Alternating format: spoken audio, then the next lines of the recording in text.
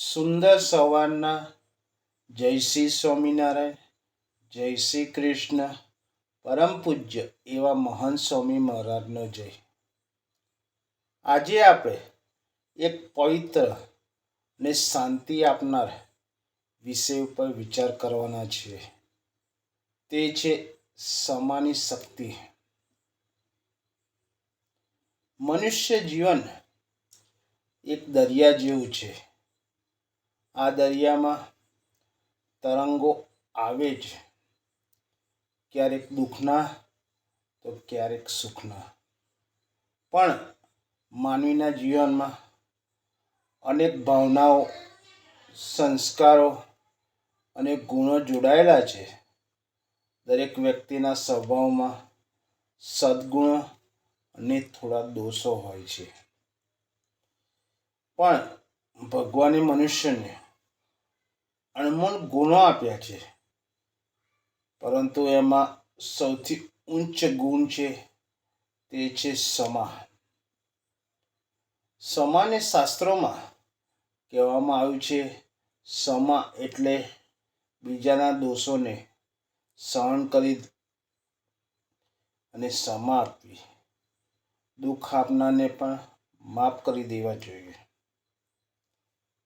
ભગવાન સ્વામિનારાયણના ઉપદેશમાં ક્ષમા વિશે ખૂબ સુંદર વર્ણન કરવામાં આવ્યું છે. સહજાનંદ સ્વામી મહારાજે પોતાની વાણીમાં અનેક વાર કહ્યું છે કે ક્ષમા વગર ભક્તિ થઈ શકતી નથી. શિક્ષાપત્રીમાં પણ મહારાજે સ્પષ્ટ આદેશ આપ્યો છે કે સર્વ ભક્તોએ એકબીજાને ક્ષમા કરે, મનમાં દ્વેષ ન રાખે ને કોઈની નિંદા ન કરે. ભગવાને ભક્તોને સમજાવ્યું છે કે જો કોઈ તમને અપમાન કરે તો તેને કઠોર વચન કહે તો તેને માફ કરી દેવો જોઈએ. કારણ કે ક્ષમા કરવાથી તમારું મન પવિત્ર રહેશે અને ભક્તિમાં અવરોધ આવશે નહીં. એક સુંદર અને નાનો પ્રસંગ છે ગોપાળાનંદ સ્વામીનો. એકવાર ગોપાળાનંદ સ્વામી કાઠિયાવાડમાં એક ગામમાં રહેતા હતા. ત્યાંના કેટલાક લોકો સંતોને નાપસંદ કરતા, તેથી તેમણે સ્વામી પર ખોટો આરોપ પણ મૂક્યો.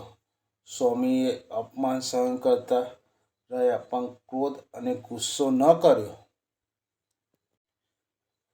શિષ્યોએ પૂછ્યું, સ્વામી, તમે અપમાન સહન કરો છો પણ બોલતા કેમ નથી?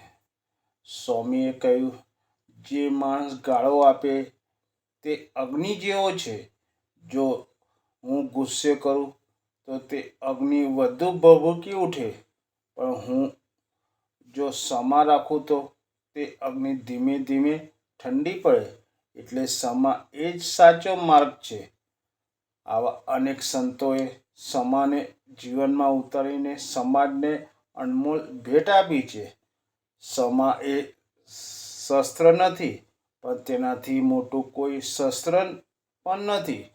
ક્ષમા એ શત્રુને મિત્ર પણ બનાવી શકે છે. ક્ષમા કરવી એ માનવીના જીવનમાં સૌથી મોટી મહાનતા છે. જ્યાં ગુસ્સો હોય ત્યાં દુઃખ હોય છે, પરંતુ જ્યાં ક્ષમા હોય ને ત્યાં શાંતિ અને સુખ જન્મે છે. ક્ષમા એ અંતરમાં રહેલા અહંકારને ઓગાળી દે છે અને આત્માને શુદ્ધ બનાવે છે. એટલે ક્ષમા કરો, શાંતિ મેળવો અને જીવનને સાચી દિશા આપો. ફરીથી સર્વને જય શ્રી સ્વામિનારાયણ.